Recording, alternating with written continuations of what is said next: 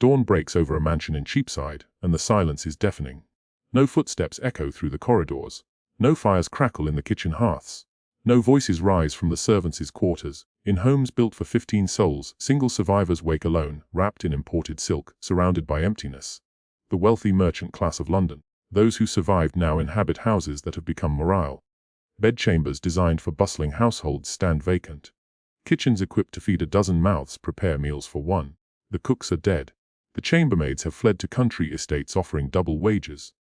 The stewards have simply vanished, walking away from positions their families held for generations. From the upper windows of Cheapside, the view tells the story the survivors cannot yet speak aloud. London, a city that once pulsed with 40,000 lives, now whispers with 20,000 ghosts. The shambles. The butcher's quarter that used to run red with blood and black with flies stands abandoned. Grass pushes through cobblestones. Shop doors swing on broken hinges, their rhythmic creaking the only sound in streets that once roar with commerce.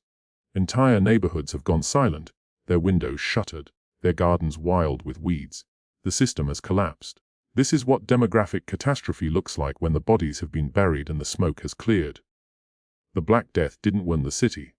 It erased half of it. The plague moved through London like wildfire through a manuscript, consuming indiscriminately. And when it finally burned itself out in the spring of 1350, it left behind infrastructure built for double the population. Market stalls that once sold bread and ale, and leather goods now sell nothing to no one. Churches built to hold hundreds echo with the prayers of dozens. Guild halls that once enforced rigid regulations who could bake, who could tan hides, who could weave are now run by men who earned their positions not through years of apprenticeship, but through the simple act of not dying. Tapestries depicting scenes of courtly hunts and noble feasts hang on walls like museum pieces from a vanished civilization. Because that's exactly what they are. The world those tapestries celebrated. The world of lords and serfs, of fixed wages and feudal bonds, of a pyramid of power stretching from king to beggar died with the plague. And in the haunted silence of this June morning, the survivors are beginning to understand what comes next. 10 miles east of London, in the village of Stephanie, wheat stands ready for harvest. Golden stalks bend heavy with grain ripe under the June sun. This is the moment landowners have waited for all year, the transformation of seed and labor into profit and bread. But across England, in thousands of fields just like this one, the wheat is rotting because the workers are refusing to cut it. Under oak trees at field edges, in the shade of hedge, on the steps of manor houses, laborers sit with arms crossed and demands on their lips. Before the plague, a reaper earned 2p a day, a wage carved into the economic bedrock of England, unchanged for generations. Now, those same reapers demand 6p, some demand 8, a few demand 10, and they're getting it. This is the labor crisis. The math is brutal and simple. Half the workers are dead, but the same amount of work remains. Every estate in England faces the same equation. Crops rot in fields, construction projects stand half-finished. Warehouses operate with skeleton crews. Businesses collapse not from lack of capital, but from lack of hands. For the first time in 1,000 years, the worker holds the leverage. Across England, the same scene repeats with ruthless consistency. Landowners arrive at their fields expecting difference and finding negotiation, and the workers name their price because of supply and demand. The simple economics that govern all markets have inverted. There are too few hands for too much work.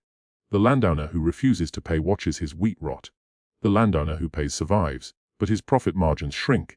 His authority erodes, his certainty crumbles. The feudal system is breaking in real time.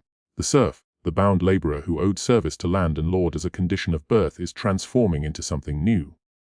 Not a slave, not a subject, a contractor, a free agent, someone who sells labor to the highest bidder and walks away if the offer disappoints.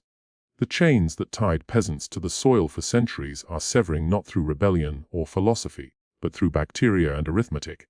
And across England's harvest fields, the sound of scythes cutting wheat mingles with something else.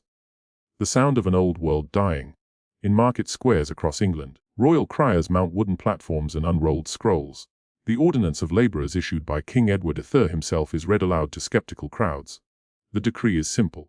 Everyone capable of work must labour for any employer who demands it at wages that were standard in 1346 before the plague, before the dying, before everything changed. Furthermore, giving alms to able-bodied beggars is now illegal, designed to force the poor back into the fields. The penalties are severe. Fines, imprisonment, branding for repeat offenders. The enforcement is non-existent. The government is in full panic mode. The King and Parliament are attempting something unprecedented, legislating an economy back in time, freezing wages and prices by royal command. forcing reality to conform to parchment. But markets obey mathematics, not monarchs. You cannot decree a corpse back to life. You cannot command wheat to grow faster. You cannot legislate away the fundamental law of supply and demand. The Ordinance of Labourers fails before the ink dries. In the market squares, crowds listen to the royal decrees with barely concealed contempt. The scrolls written on expensive parchment, sealed with royal wax, inscribed with the authority of the crown, are treated as curiosities, then ignored. One decree dropped by a departing crier is picked up by a child and used to wrap bread. Reality has overwhelmed authority. The old mechanisms of control, law, tradition, the threat of force are grinding against an immovable obstacle. There simply aren't enough people. The king can write all the ordinances he wants. But if he needs his castle walls repaired, he'll pay what the masons demand, or the walls will crumble. As evening falls, London's taverns fill with an unusual crowd. These are not noble establishments. These are working-class taverns in Suck and Cheapside and Bishopsgate, packed with labourers celebrating an impossible truth. They have money. Bricklayers and ploughmen crowd the tables. Dairymaids and spinsters fill the benches. Reapers and blacksmiths and dyers drink from putter mugs and shout and laugh and gamble with dice. But it's what they're wearing that tells the real story. Velvet doublets, fur-trimmed cloaks, bright crimson and azure dyes, silver buttons, embroidered collars. This is profoundly illegal. Before the plague, sumptu laws dictated dress by class with religious precision. Peasants wore rough undyed wool. Brown, grey, shapeless, silk, velvet, and bright colors were reserved for the nobility, visible markers of God's ordained hierarchy. But the natural order is dead, and its wardrobe is up for grabs. These garments were stripped from the dead, pulled from abandoned estates, bought from desperate merchants. The authorities attempt to enforce the sumpy laws, but there are too few enforcers and too many violators. In taverns across London, rough hands hold silver goblets engraved with noble crests. Workers who spent their lives in coarse wool now wrap themselves in the symbols of the elite they once served. The poor didn't just survive the plague, they inherited the earth. For the first time in generations, English labourers are not hungry. They are not cold. They are not powerless. They have wages that let them choose. They have leverage that terrifies their former masters. And in the rowdy darkness of these taverns, they celebrate a golden age built on graves. Past midnight, in counting houses across London, survivors sit alone with their ledgers. The numbers tell one story: unprecedented wealth, estates inherited from dead brothers, properties bought from desperate widows at fractions of their value. On parchment, this is the most profitable year in living memory. But hands shake as quills scratch across ledger pages because everyone knows this cannot last. The plague came once. Memory insists it can come again. Every cough heard in the street, every fever, every moment of weakness becomes a reminder that death is patient and bacteria don't negotiate. Beyond the windows, London sleeps uneasily. The labourers celebrate their new power, but the nobles are already sharpening their response. Laws are being written in Parliament. Punishments are being devised in manor courts. The powerful do not surrender power simply because half of them died. They prepare to cage the worker kings who dared to negotiate. The golden age of the peasant has begun, but it's built on a foundation of corpses. In darkened rooms across the city, candles are extinguished. Prayers are whispered. Not for wealth, not for health, but for the world to make sense again. For the hierarchy to reassert itself. For God's natural order to return. It never will. The plague broke something fundamental.